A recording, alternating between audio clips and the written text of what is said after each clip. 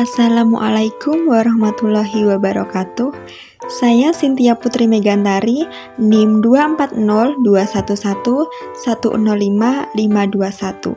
Saya mahasiswi PPG Gelombang 2 Universitas Jember 2023.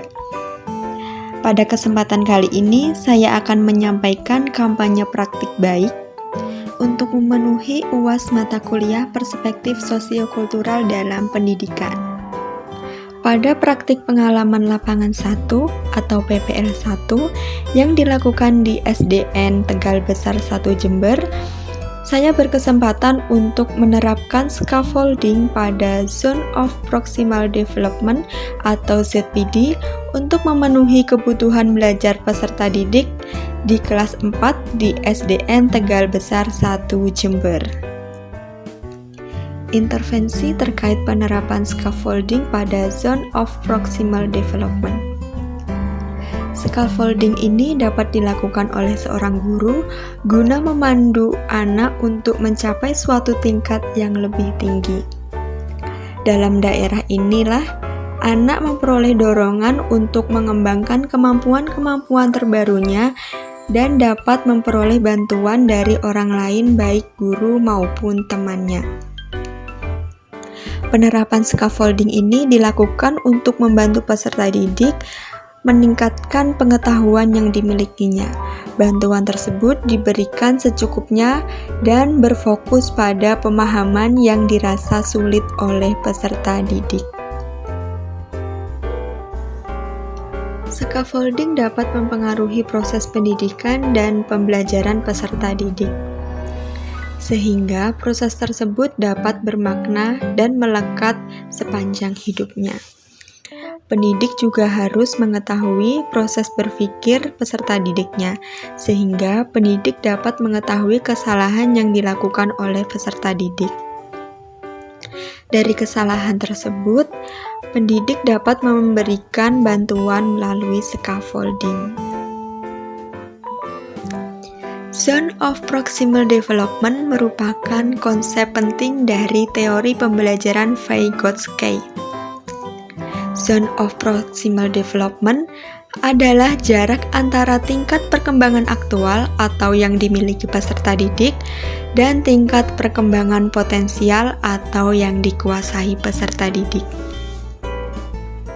Penerapan scaffolding di kelas 4 SDN Tegal Besar 1 Jember pada mata pelajaran Bahasa Indonesia, materi kegiatan nenek moyangku menggunakan model pembelajaran Project Based Learning. Berikutnya adalah aktivitas penerapan scaffolding.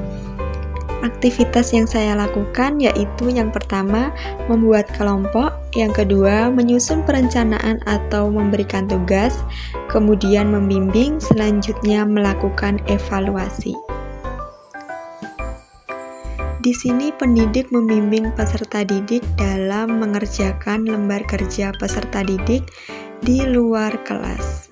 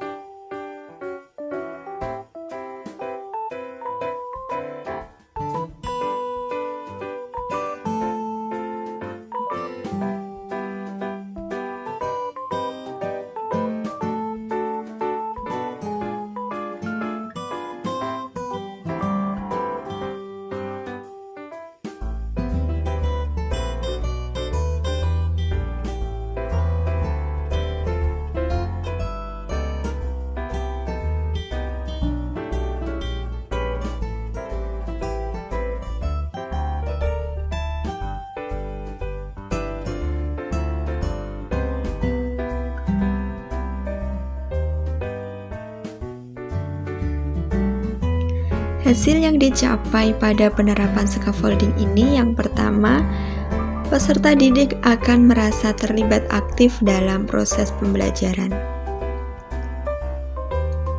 Yang kedua, menciptakan lingkungan belajar yang suportif. Yang ketiga, peserta didik mengalami perkembangan dalam menyelesaikan tugas. Berikutnya, peserta didik mampu memberikan pendapatnya dalam berdiskusi dan presentasi. Berikut adalah presentasi atau hasil yang dicapai oleh peserta didik kelas 4 di SDN Tegal Besar 1.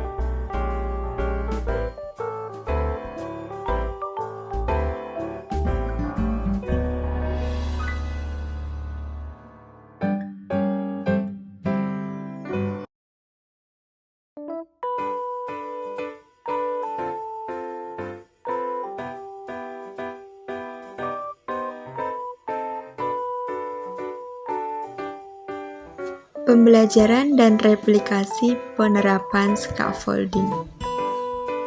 Penerapan scaffolding pada Zone of Proximal Development menggunakan media audiovisual yang disajikan oleh pendidik.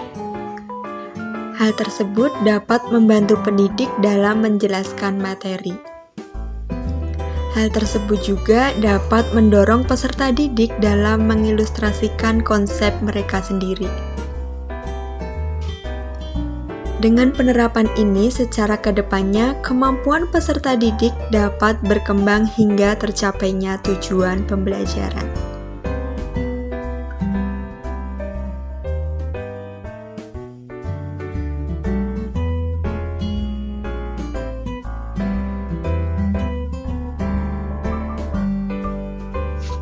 Itulah penerapan scaffolding pada Zone of Proximal Development yang saya terapkan di kelas 4 pada mata pelajaran Bahasa Indonesia bab 7 kegiatan nenek moyangku. Kegiatan ini dilakukan di SDN Tegal Besar 1 Jember. Terima kasih, selamat menyaksikan.